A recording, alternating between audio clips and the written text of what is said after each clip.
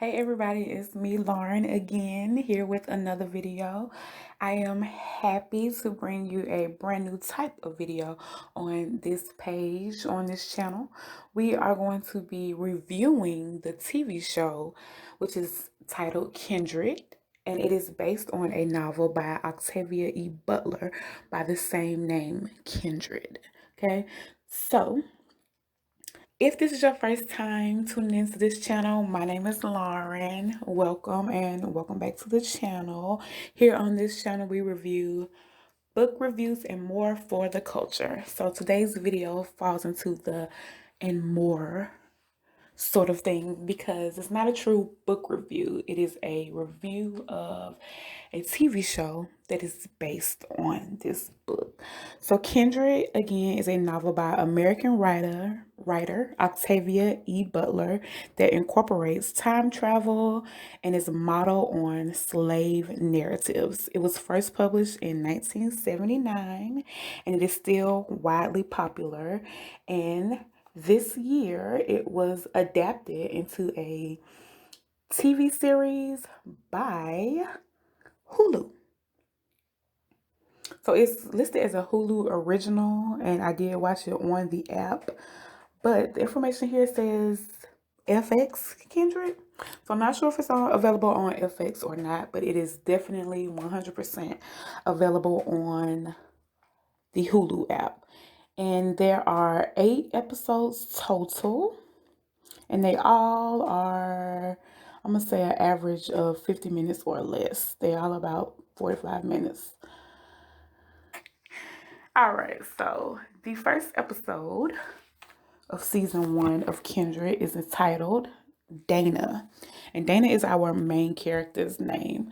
The synopsis or summary from app says that LA transplant Dana comes to town expecting a warm welcome from her family, but she's met with quite the opposite. And I guess another disclaimer that I need to add is that I have not read the Kindred series or the Kindred book. I've heard a lot about it throughout the years.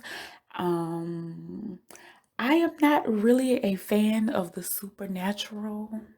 I'm not a fan of like slavery related trauma and books or movies like that. I will say it's actually maybe a little easier to watch it than to read it.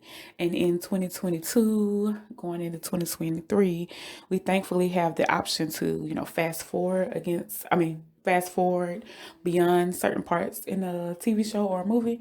But I really don't like Black trauma, especially based on things like slavery. So I'm not big into slave movies. I haven't seen 12 Years a Slave. I haven't seen Django Unchained.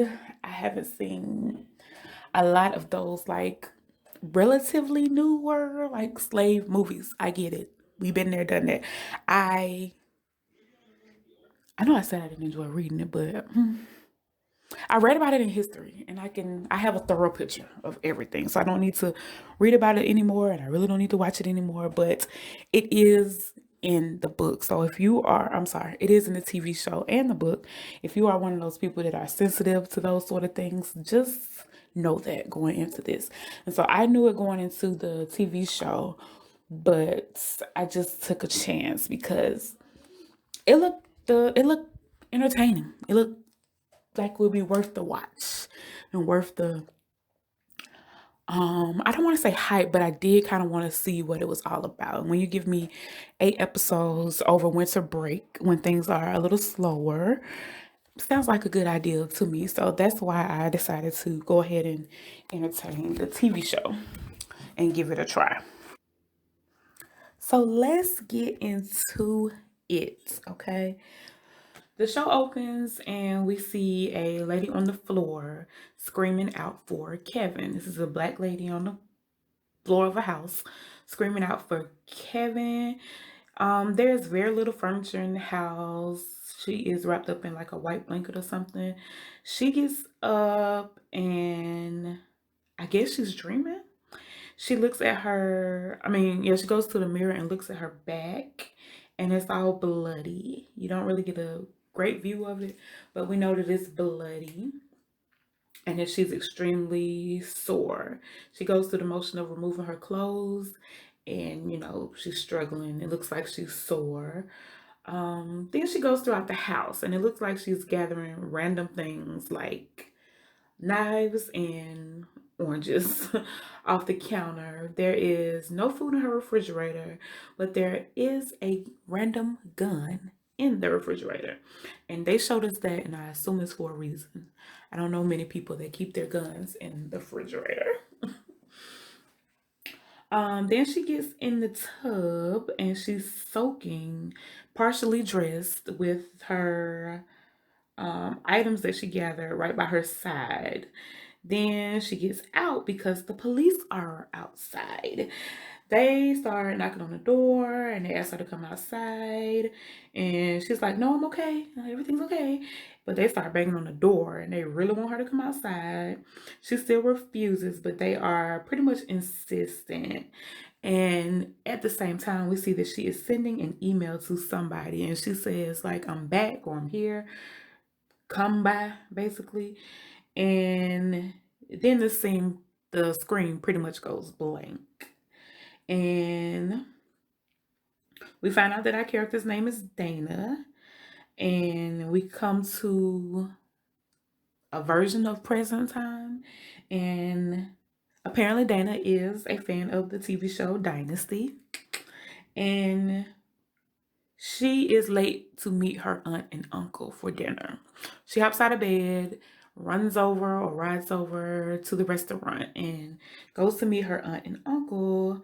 And they are surprised by the fact that she is there and in town and visiting and came to see them. And the aunt was like, I wish you would have gave us a heads up. And I don't know, maybe she wanted to plan, maybe she would have planned something special for her niece. Or cooked something special for her. I don't know, but it's obvious to me at this point that the aunt and uncle live where they are, which it turns out is called Silver Lake, but it's like somewhere in or near Los Angeles. It's probably a neighborhood of Los Angeles. And they are surprised that their niece is in town to visit. They are even more surprised when they find out that not only is she there to visit, she has moved to LA. She has sold the family's brownstone back in New York, Brooklyn, New York, which was left to her by her grandmother. And this is going to be her paternal grandmother, her father's mother. Her father and this aunt share that same mother. So the aunt is her like biological relative. Um, they're shocked that she has decided to move, all the way across the country. She doesn't have a job. She sold the brownstone, which is from her grandmother, and she didn't consult anybody. She just did it anyway. Maybe the aunt and uncle would have bought it from her, bought her out, however it goes, and kept the brownstone in the family, even though I don't think they have kids. So there goes that. But it's obvious that they had other visions for her. And it really didn't include her randomly coming to New York, seemingly not having a job, and selling the grandmother's brownstone. She says that she wants to get into writing, and that is part of the reason why she has chosen to move to LA. And even though they don't like the fact that what she's doing seems a little impulsive, they enjoy their dinner, and the aunt says that she'll come over tomorrow morning to check out the house. They offer her a ride home and she declines their offer. And this is where she first kind of makes a silly mistake, in my opinion. She says she's going to take an Uber, but it turns out that her phone is dead and or dying. It's either dead or dying to the point where she can't use all the functions. You know how it is. So she planned on getting an Uber, but she can't because her phone is dying. At this point, she still probably had time to go catch her aunt and uncle. They were probably in the parking lot. They hadn't gone far. Oh, wait, I actually do need a ride to come back. But she goes to the bartender and asks, do they have a charger? The bartender looks at her real strange, like real funny. And he's like, we don't do that here. I'm like, what would make you think that? So I was like, oh wow. But the guy, Kevin, who I figured out was the waiter for them, he says, I have a charger in my car. And she's like, okay, well, can I use your charger? He's like, well, actually, I can take you home or give you a ride. And he explains that by the time he goes to the car, brings the charger back, waits for her to charge the phone and all that good stuff, he could have possibly already dropped her off. And he was like, either way, you kind of getting in the car with a strange person and getting a ride. So she goes ahead and gets in the car with Kevin, and Kevin takes her home. And they seem to hit it off. Kevin, I don't know, he's not from New York, but he did have some schooling in New York. He's familiar with New York, let's put it like that. Yeah, so they hit it off a little bit in the car, have some good conversation. We found out that Silver Lake, or where she says it's Silver Lake, she may be a little farther than that. Maybe she's in the suburbs or something like that. I'm not sure. But they pull up to her house. She gets out the car and she trips and falls. That was the funniest thing to me. It was very funny because it was realistic, but then unrealistic at the same time. I mean, it's some goofy people out here. I can be one of them. I can be more clumsy than goofy, but they are synonyms for sure. But I just did not see it coming. She gets out and literally falls. I think she like tripped over the curb, didn't know it was there. And I can see how if you're in an unfamiliar, territory and landscape, there's something like that. May happen. But he gets out and now he has to, are you okay? This, that, and the other. And they go from there. So this was like a random funny part that happened right before the not so funny parts started to happen. So Dana goes in the house, they go their separate ways, and she's watching Dynasty again. And she magically, randomly, some kind of way finds Kevin on a dating app. And I'm not sure if it's the actual dating app like that we can refer to like a Bumble or a Tinder, but it was a dating app on the show. And she matches up with him. So she either hearts his picture or swipes and makes it where they match each other. How do you pick just a random person and match with them that way? I don't know, but at this point, y'all done matched in real life. You ain't got to go through the dating app, girl. But they kind of do, because they didn't exchange numbers at that point. I think they end up exchanging information at some point via that app. But anyway, Dana goes to bed and she randomly wakes up super calmly on a floor. Now, this is not the same floor that she woke up on in the very, very, very beginning. This is just another floor. And she's in the middle of the floor. This is someone's room, very dark room at the time. And she sees someone tending to a baby in a bassinet. That person leaves the room and Dana gets up to find the baby face down in the bassinet. So Dana is like, well, she doesn't say anything, but she turns the baby over and saves the day because the baby was face down. It wasn't like tummy time face down. It was face down, like put a pillow over the top of his polar head. But she starts going towards the hallway where she hears a conversation going on. And at that point, when we see the other two characters, we realize that we're not in Kansas anymore. This is not LA. This is not Silver Springs. This is none of those locations. So in the hall, there are two women and they are both holding candles. So we don't have electricity. Okay. We don't have electricity. And they are having a hushed conversation amongst each other, but they are alarmed by Dana's presence. So one of the women is black and the other woman is white. The white woman with, great authority and, vigor, she's like, who is that? Who is that? Who are you? Who's that? So Dana, as if these are her friends, as if they are people that she knows and she's familiar with, she's very simple, like, oh, it's Dana. Oh, it's me, Dana. It's Dana. The mama here, oh, I gave it away.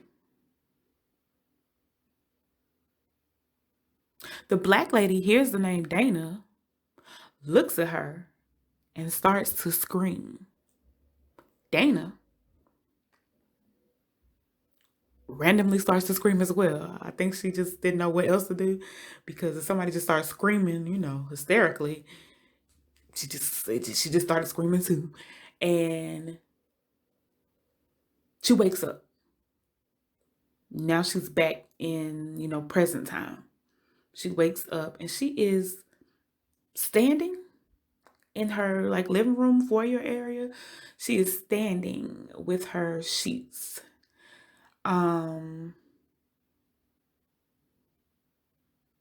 Throughout the dream-like sequence and waking up, standing up somewhere other than your bed, Dana is very calm.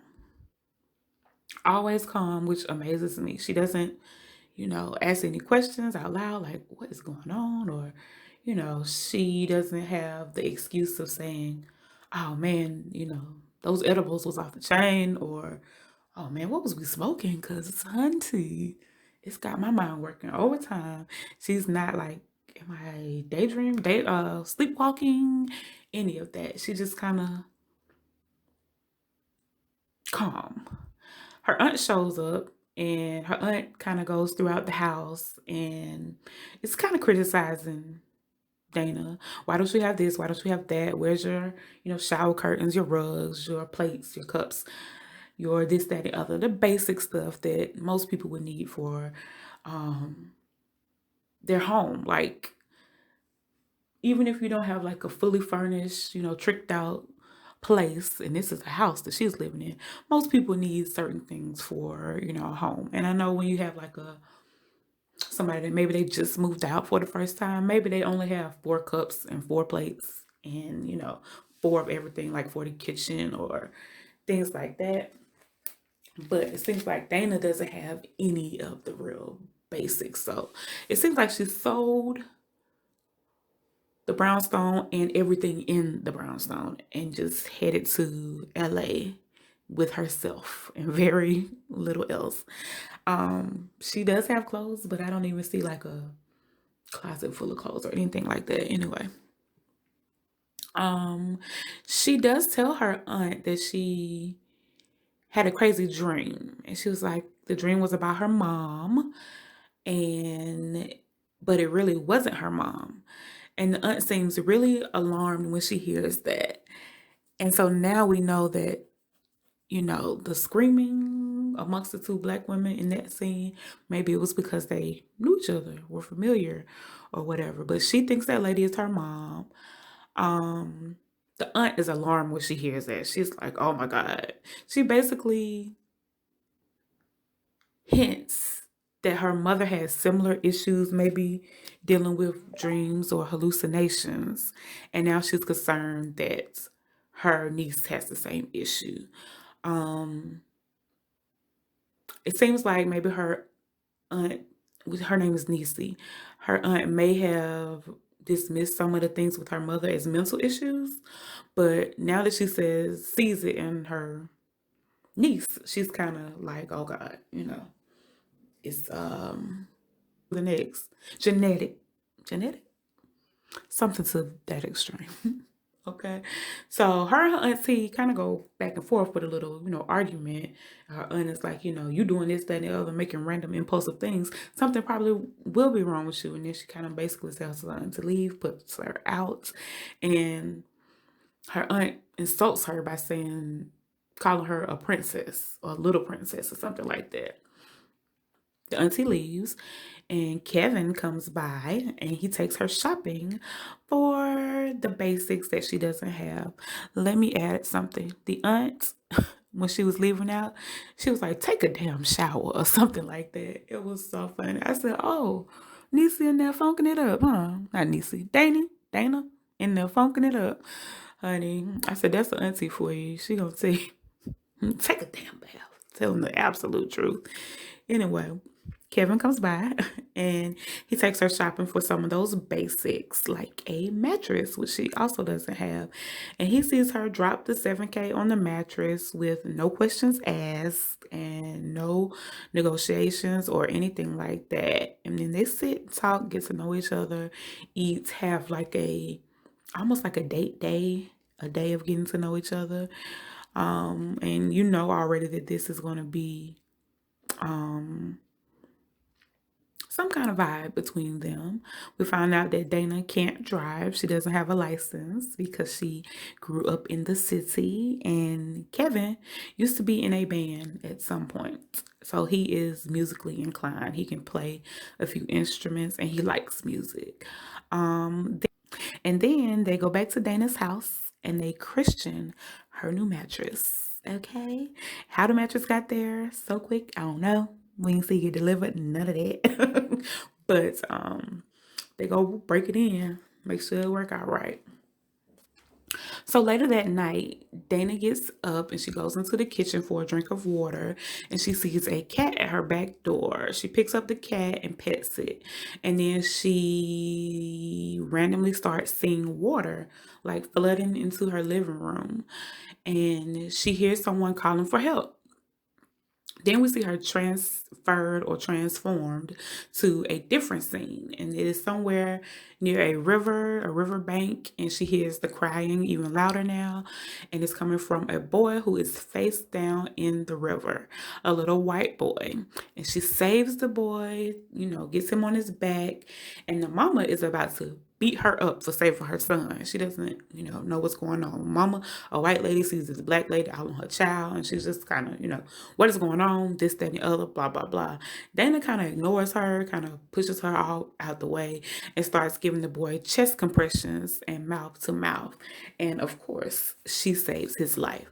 Now, at this point, I was wondering, was she bringing more modern things into a less modern time? Because we know again that we're back in that past that we had seen in the past. So this is not current time. This is not the present. We know we're no longer in the present. And I mean, they didn't have electricity yet. And she's doing, chest compressions and mouth to mouth.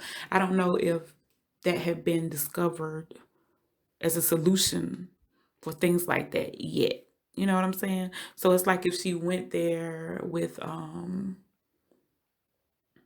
defibrillator. You know what I'm saying? That wasn't around in the 1800s. That wasn't around during slavery times, if I'm not mistaken. I don't know that for a fact, but it's a more modern technology that probably would not have been available. So anyway, I feel that way about her chest compressions and mouth to mouth. It's like, were those standard practices at that time? I don't know. But Dana is now aware that once again, she is no longer in present day. This is another time. And this little boy is the same little boy that she saved as a baby. So, the dad also joins them, and he is quite aggressive, similar to his wife in a different way, though. He points a gun at Dana, which scares her to death, of course, and she starts screaming again, and then she wakes back up at home in present time. So she started screaming. Kevin is alarmed and alerted by the screaming. He hops out of bed. What's wrong? This, that, and the other. But before they can even truly get to what the root of the problem is, apparently Dana is screaming so loud that she wakes up the neighbors, or she causes them to be concerned. Like they can hear that their house is interrupting and disturbing them. So they come over and ask if everything is okay. Now, this is Dana's first interaction with her neighbor. She hasn't introduced herself or anything like that yet. So the neighbors are, confused about I guess they didn't realize that she moved in, probably because she doesn't have much stuff. It wasn't like there was a day of a moving truck and they got to, see the change happen. They just go over there and like, what is wrong? Is everything okay? And Dana and Kevin try to play it off, but the neighbors have big nosy neighbor energy, so they aren't really convinced that everything's okay, but they remind her or tell her that this is a quiet neighborhood. Okay? Quiet neighborhood. Basically, we don't really go for all that, so you're gonna have to keep it down, boo. You're gonna have to keep it down. Kevin is definitely alarmed, and Dana is kind of embarrassed because she really cannot explain or control what's going on. And, it's happened to her twice now. And I think the first time you think, oh, that was my imagination. I was dreaming. I think she mentioned sleepwalking to her aunt. But the second time it happens, I think you know that, hey, this is something real. And I don't have the answers as about who, what, when, where, and why. But this keeps happening. And again, when she got into the scene that wasn't present day anymore, she was calm.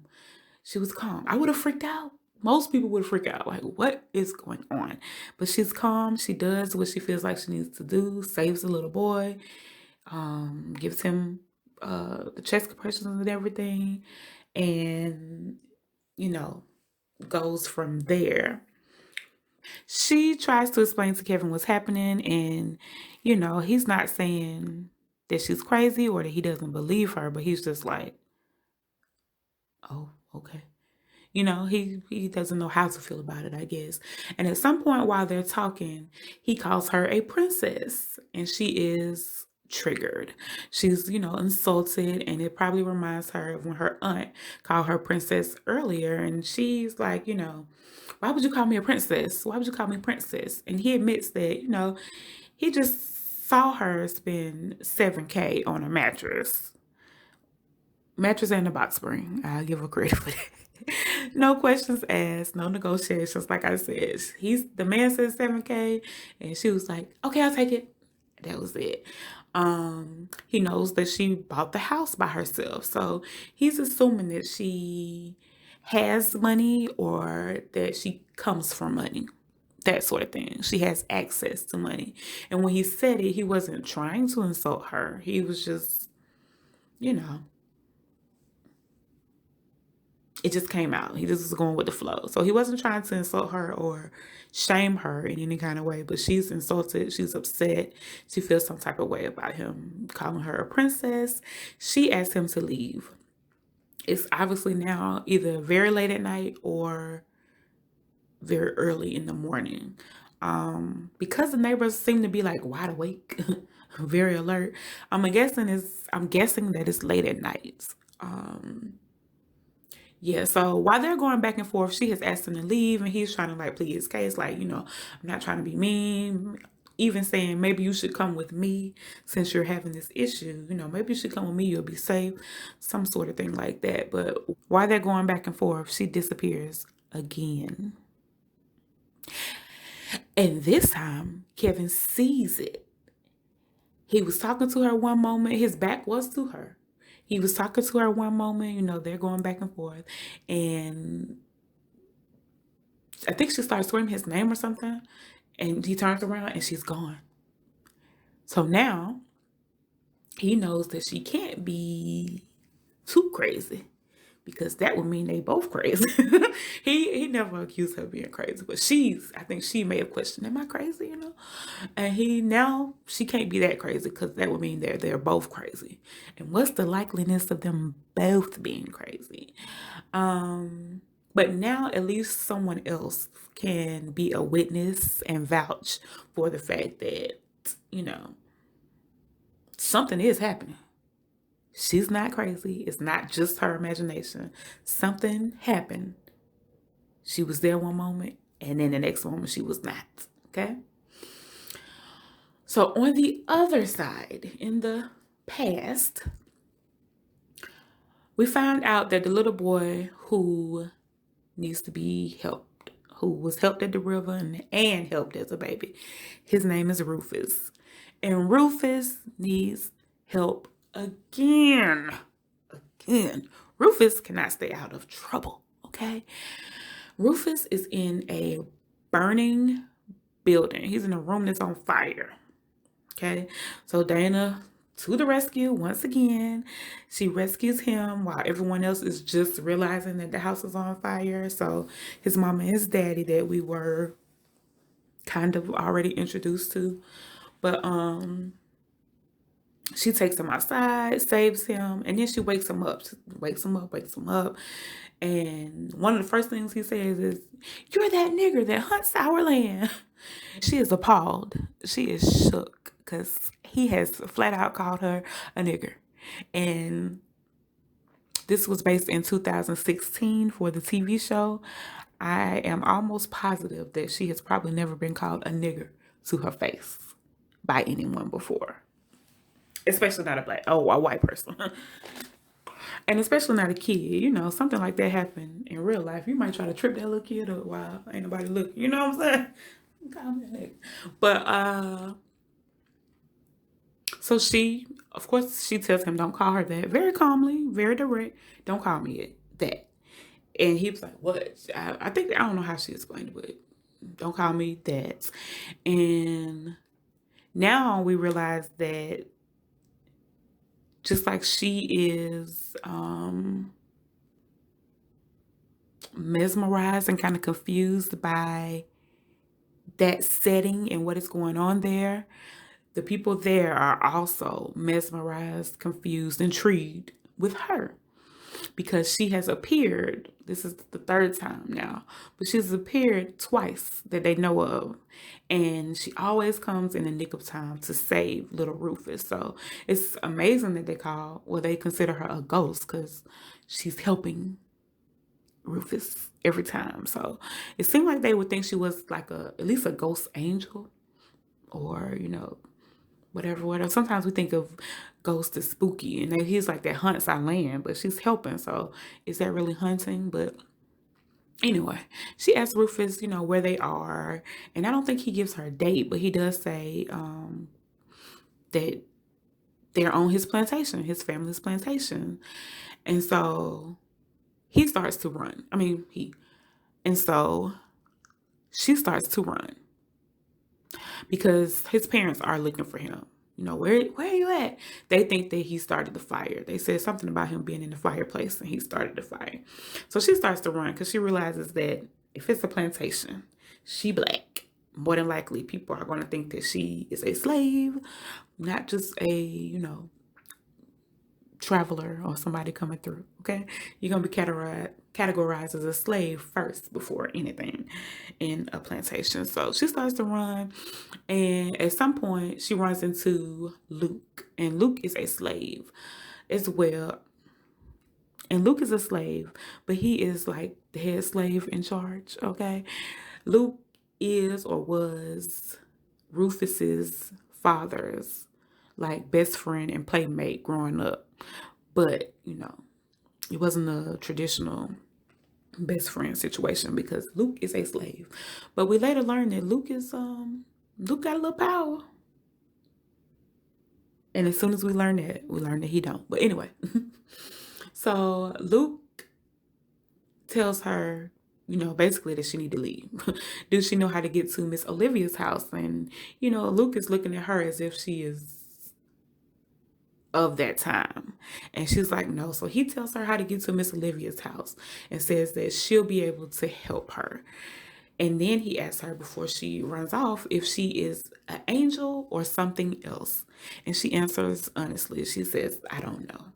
So Luke at least gives her the benefit of the doubt and says that she must be, or thinks that she must be some kind of angel because she is saving Rufus's little bratty behind. But he said he gives her, or something else. I don't know what else that would be, but yeah. And she answers honestly that she doesn't know, but so she does follow his directions and start walking to Miss Olivia's house. As she's walking, random white guy on a horse, he sees her from a distance and it's like, who is that? Come here, kind of show yourself. She comes out, I guess, enough, and he thinks that he recognizes her as someone named Iger, Igor, Iger. He recognizes her as a female that he's familiar with. And, he's like, it's late. You need to go on, get home. He's out looking for a runaway. He's like, you run into, the wrong person, somebody other than me, they would think you were the runaway. So she says thank you and goes on her way. And he was like, gave her a compliment. You look nice. Do you want to ride? And she says no. And she goes on. Find Miss Olivia's house. And the real Eager, the real lady who he thought he saw, answers the door. And Miss Olivia is shocked because she realizes that is her daughter. The interesting thing is neither one of them really know each other in their present form. I'll tell you a little bit about that in a minute. But as far as Dana knows, her mother is dead. My mother has been dead the majority of her life. I think she died when she was around 2. But Eager steps out so they can have a moment, so they can have some time together. And Olivia is, full of questions. She knows that that's her daughter. She puts it together, or I think she might have asked her to make sure, but she knows that that's her daughter. And we find out that Miss Olivia is a free woman, but she's also like is she like a medicine woman or like I don't know how to define it. I think she's got some midwife skills and some other, skills, but people don't know whether they, kind of like is she an angel or something else. They don't know if she doing the Lord's work or something else. I think they think she might be a witch or something to that effect, but she's a free woman. She's definitely shocked about her daughter being there, but she's also a little jealous because her daughter comes and her daughter goes. She leaves, and she is most interested in leaving. She wants to know how she too can get up out of there. And unfortunately, Dana doesn't have the answer. Dana is not able to control anything that's going on. Dana thinks that her mother died. And now to see her like live in the flesh is very hard for her. She's like, are you alive? You're alive. And the mother says that she died, or it happened, when Dana was 2. She thinks that she has been on this other side for 10 to 12 years. But Dana is 26, 27. She's 26. She's good and grown. So if it happened when she was 2, she's been gone, as far as Dana and her family know, for at least 22 years. They thought she was dead. Her mother is just finding out that the father is dead. The mother died in the mother and father died together in a car crash. And we later found out that the mother probably had an issue like Dana's, and then she, killed the husband by mistake because she disappeared. She was removed from the situation. The car was probably driving itself. He was probably freaking out, like, what happened? And they probably went off a cliff or something like that. So, well, he went off the cliff, because we also found out her mother's body was never found. So the father's body was found, the mother's wasn't, but they knew they were together. So if he's dead, they just assumed that she was dead as well. So the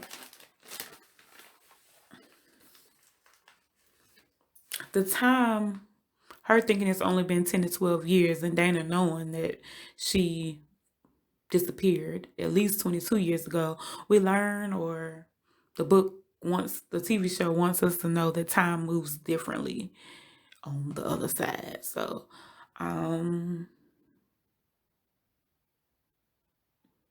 her mother, Miss Olivia, tells her that she got trapped there when she was 26. So her and Dana being the same age and having the same thing happen, her mother went there and never could go back and forth. She just got there and got stuck. Dana the same age, and she's, been there a few times in one day in present time. But in the historic time, years have gone by because we met Rufus as a baby, and then as a young boy, and then as a still a young boy, but I guess a little older. So we learned that there's like a difference in the way that time moves, and it doesn't add up, but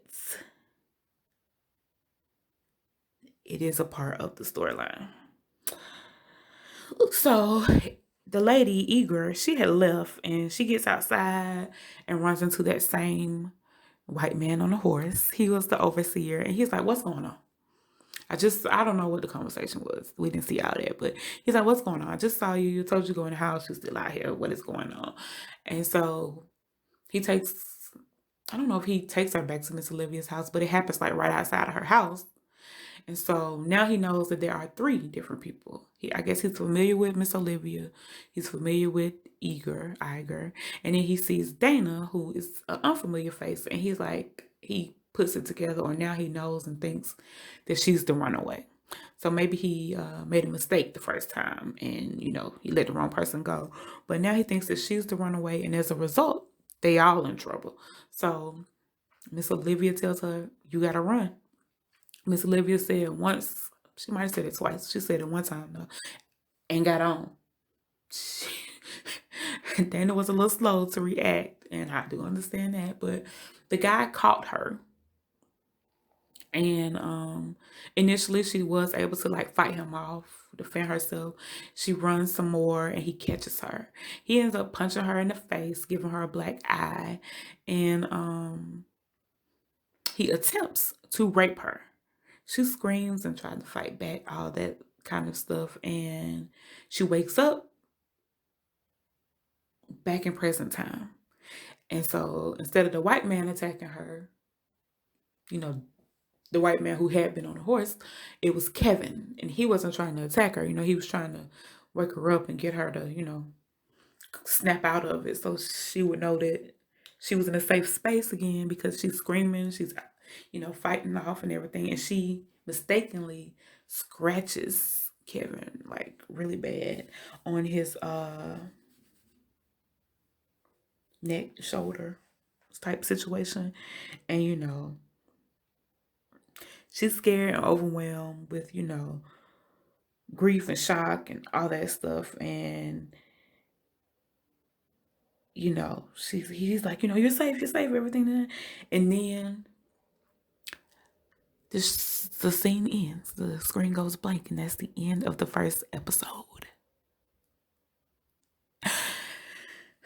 And girl, at that point, I was invested, and I sat and watched most of the episodes in one day. Because I was intrigued, honey. I was intrigued. The first episode was more than enough to reel me in and catch my interest and make me want to know more. I was really kind of hesitant to watch the TV show, even though it did look good, mainly because I hadn't read the book. I had sort of avoided the book, I guess you could say.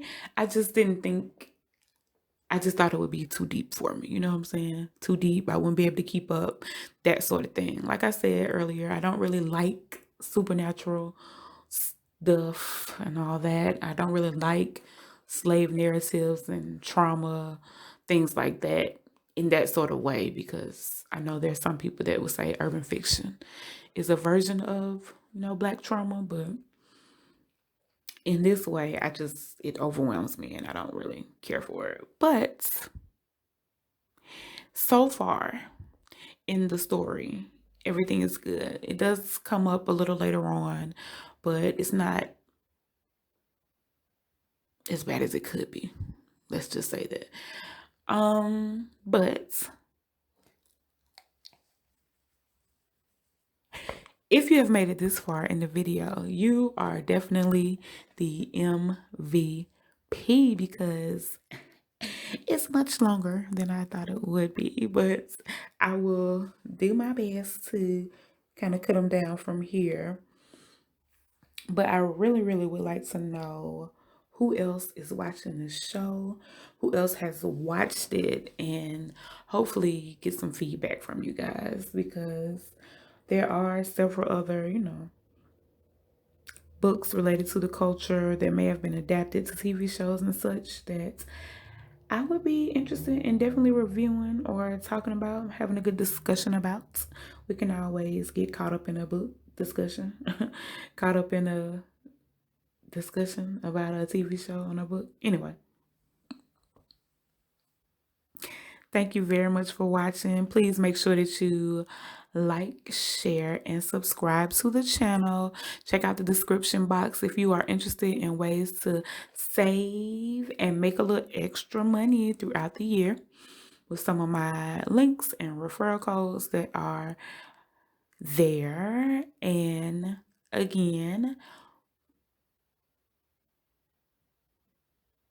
please subscribe and make sure you come back to get caught up in a book with Lauren, where we offer book reviews, TV reviews, and more for the culture. Thank you very much for listening and watching this video. Happy reading. I will talk to you later. Bye-bye.